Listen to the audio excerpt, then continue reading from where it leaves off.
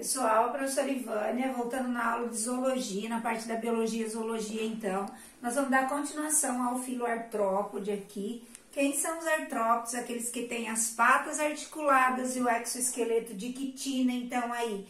Quem são eles? Os grupos de artrópodes são insetos, crustáceos, aracnídeos, quilópodas e diplópodas, sendo que os insetos, quilópodas e diplópodas formam um grupo chamado unirrâmios.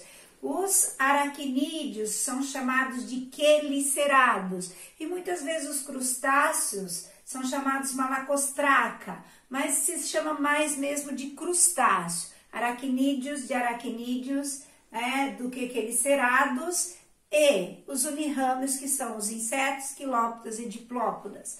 Galera, agora nós vamos falar um pouquinho da anatomia interna da fisiologia, então. Filoartrópode é um dos filos mais extensos que nós temos no reino animal, então aí, o filoartrópode e o filocordata. Então nós vamos aí por várias sessões falando do filoartrópode. Galera, lembrando agora do esqueleto.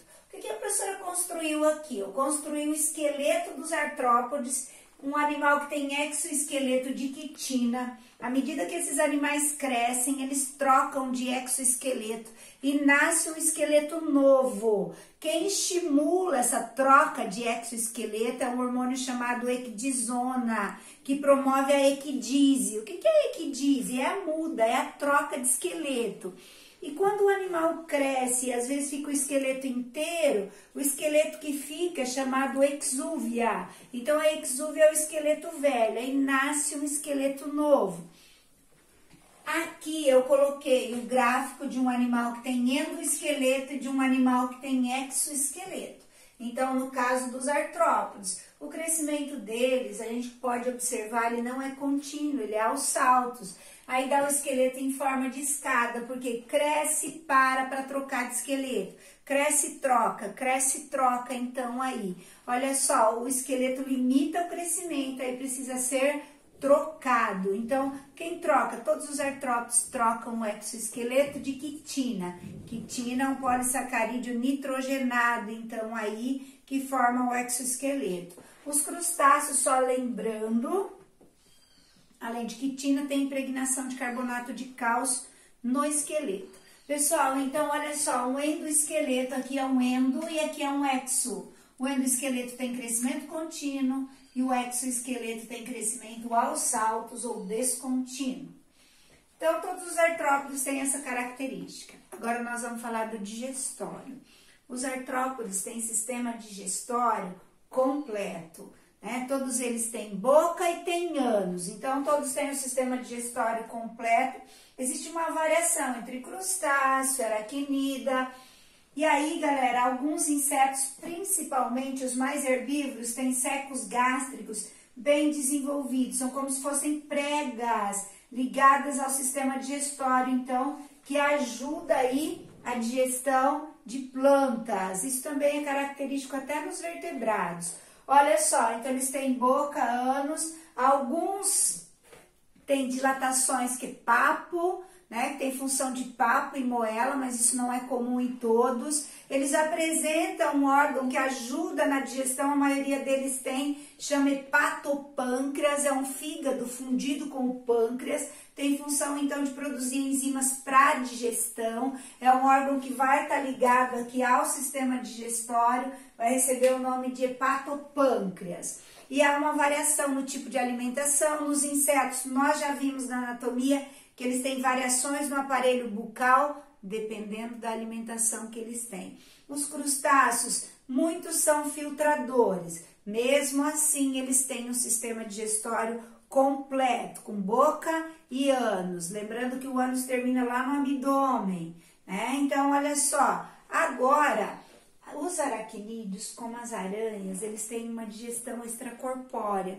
Como assim? Eles têm um estômago sugador. Então, a aranha, ela injeta enzimas na presa, a digestão é no corpo da presa, ela suga. Então, a gente fala que é uma digestão extracorpórea. Uma parte termina no corpo dela, mas uma parte é no corpo da presa. Então, as aranhas, os aracnídeos, eles apresentam digestão extracorpórea. Por isso que a aranha não tem mandíbula, ela usa quelícera para injetar as enzimas e depois ela suga. Então, aí, isso é uma característica dos aracnídeos, digestão extracorpórea.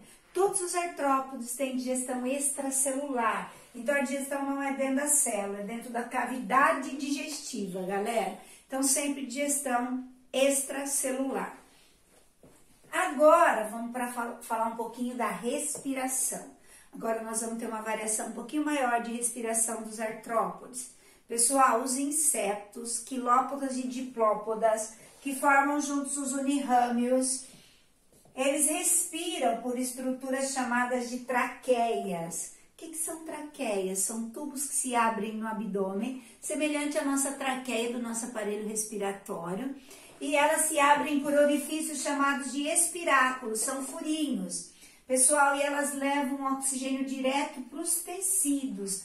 Ao invés de levar o oxigênio para o sangue, leva oxigênio para os tecidos. Então, isso é a respiração traqueal. Traqueias são tubos que se abrem no tórax ou no abdômen, na maioria das vezes no abdômen, e leva oxigênio direto para os tecidos, para a musculatura. Isso é muito bom para os insetos que voam, porque oxigena direto a musculatura, promovendo a movimentação dos músculos, então, aí, dos insetos, favorecendo na hora do voo. Pessoal, essa respiração, ela é traqueal, leva oxigênio direto para os tecidos, sem passar pelo sangue. Nós vamos ver depois que o sangue dos insetos não carrega gases. Agora, nós vamos falar um pouquinho, então, quem respira assim ainda, centopeia, quilópoda, piolho de cobra, diplópoda, então todos eles traqueal. Alguns aracnídeos têm essa respiração traqueal, mas é a minoria, tá? Os aracnídeos, a maioria respira por filotraqueias, que a professora já vai explicar. Respiração dos crustáceos. A maioria respira por brânquias. E tem algumas modificações, né? O caranguejo, ele fica um tempão fora da água, porque ele traz água perto da brânquia para poder oxigenar, então, aí, temporariamente, as brânquias. Então, ele traz água para poder fornecer esse oxigênio. Por isso que ele consegue ficar um tempo fora da água. Então, eles respiram por brânquias, retiram oxigênio da água. E os aracnídeos? Os aracnídeos respiram por estruturas denominadas filotraqueias, pulmotraqueias ou pulmões foliáceos. Eu coloquei aqui filotraqueal, pode ser pulmotraqueal ou pode ser por pulmões foliáceos. Tudo a mesma coisa. O que é isso, professora? Então, galera, olha só, nós vamos ter um orifício por onde entra o oxigênio, é um espiráculo, igual dos insetos. Esse espiráculo, o oxigênio entra e vai primeiro para o sangue, para depois ir para os tecidos. E ele tem o aspecto de uma folha, daí o nome filotraqueia, traqueia em forma de folha, ou pulmotraqueia, um pulmão misturado com a traqueia, ou um pulmão foliáceo, que é um pulmão em forma de folha. Galera, ele fica no abdômen das aranhas, né? Leva oxigênio direto para o sangue, ao invés de levar direto para os tecidos. Nos insetos vai direto para os tecidos. Nos aracnídeos vai primeiro para o sangue, para depois ir para os tecidos. Então, nós vamos ter 3 respirações principais entre os artrópodes. Traqueal, branquial e filotraqueal ou pulmotraqueal, que é os aracnídeos. Galera, agora circulação. A circulação dos artrópodes, ela é aberta ou lacunar. Dos anelídeos, nós vimos que era uma circulação fechada, que o sangue capilariza. Vamos ver como é que é isso, então, aqui, olha só, geralmente eles têm o coração dorsal, e às vezes eles têm o coração que formam como se fossem várias divisões do coração, separados por ósseos. É como se houvesse aí, então, um estrangulamento e formassem vários corações. Alguns autores consideram um coração só, outros consideram vários corações. Mas, no geral, o mais importante é saber que a circulação é aberta ou lacunar. Galera, olha só, quando eu tenho uma circulação aberta, eu tenho vaso sanguíneo. Desse vaso sanguíneo aqui, eles se encontram como se os meus dedos fossem os capilares. E eles chegam, galera, eles não continuam para confluir depois. Eles se abrem, eles chegam e levam o sangue para uma lacuna. Então, o sangue chega do vaso, abre uma lacuna, ele banha a célula de sangue, depois recolhe, segue o vaso, vai para o coração. Por isso que a circulação é aberta. Quando a circulação é aberta, o sangue circula por vasos e lacunas. Quando ela é fechada, circula por vasos e ele capilariza. Quando ele vai fazer uma troca, ele forma vasinhos cada vez mais fininhos. Aqui não, aqui ele abre lacunas. O sangue está indo, é como se ele abrisse uma caixa e ele lavasse aquelas células de sangue e depois recolhesse esse sangue e continuasse. Toda circulação aberta, o sangue tem a denominação de hemolinfa. A circulação aberta, galera, ela é mais lenta, o coração é menos veloz, então aí a velocidade do sangue é menor e a pulsação do coração ela é mais fraca, tá? Diferente da circulação fechada, que é no nosso caso, no caso dos anerídeos era fechada. Qual é o pigmento? Então aí, atenção no que a professora vai falar agora. O sangue dos insetos não carrega gás. Quando alguém fala sangue de barata, fulano tem sangue de barata. Sangue de barata, galera, não tem, além de ser frio, não tem nem cor. O sangue dos insetos não tem pigmentos respiratórios, não carrega gases. Porque quando o oxigênio entra, ele vai direto para os tecidos, ao invés de ir primeiro para o sangue. Então, nos insetos, o sangue não carrega gases. Agora, nos aracnídeos e nos crustáceos, o sangue tem hemocianina, é um pigmento respiratório que ele é incolor, mas em contato com o ar ele fica azulado.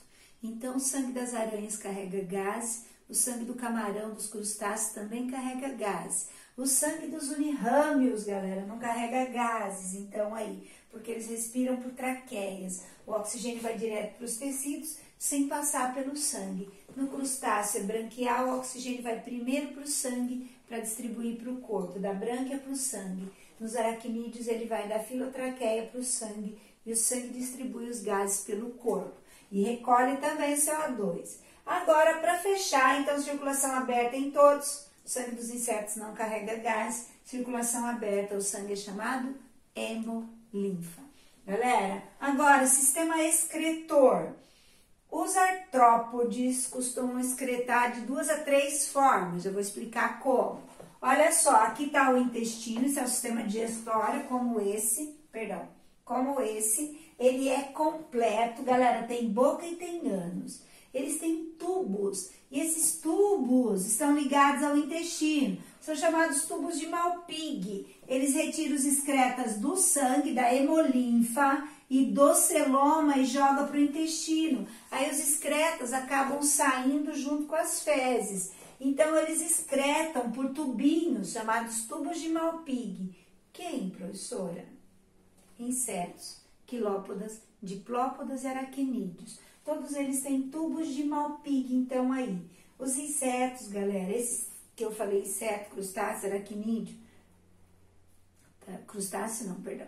Inseto, quilópoda, diplópoda e aracnídeo excretam ácido úrico. Os crustáceos, por sua vez, galera, olha só, os crustáceos excretam amônia. Eles moram na água e eles têm um par de glândulas verdes ou antenais. Se você quebrar um camarão, um caranguejo, atrás dos olhos, no pé da antena, tem 2 manchas verdes aí. Essas são as glândulas verdes que excretam amônia no pé da antena. Então, cuidado, os alunos confundem muito, acham que o camarão defeca pela antena. Não, ele defeca pelo ânus. O ânus vai se abrir no abdômen. O que sai ali, então, no pé da antena, no cefalotórax? Não é cabeça, cefalotórax. Sai amônia. Quem retira da hemolinfa? Ela vai retirar os excretas da hemolinfa, do celoma e vai jogar no pé da antena. Um par de glândulas verdes ou antenais. Pessoal, por último, para fechar, os aracnídeos, além dos tubos de Malpighi, que retiram os excretas do celoma, da hemolinfa, joga para o intestino, os aracnídeos, as aranhas, apresentam glândulas nas patinhas, chamadas de glândulas coxais. São glândulas que vão retirar os excretas, então, aí do corpo das células e jogar aí, então, nas patas para fora. Só que essas glândulas eliminam bases nitrogenadas, elimina guanina. Lembra lá do DNA, adenina, guanina, citosina, timina? Então, as glândulas coxais que tem nas patinhas das aranhas eliminam guanina. Pessoal, nós vamos fechar aqui, falta ainda para nós falarmos da reprodução do sistema nervoso aí dos artrópodes.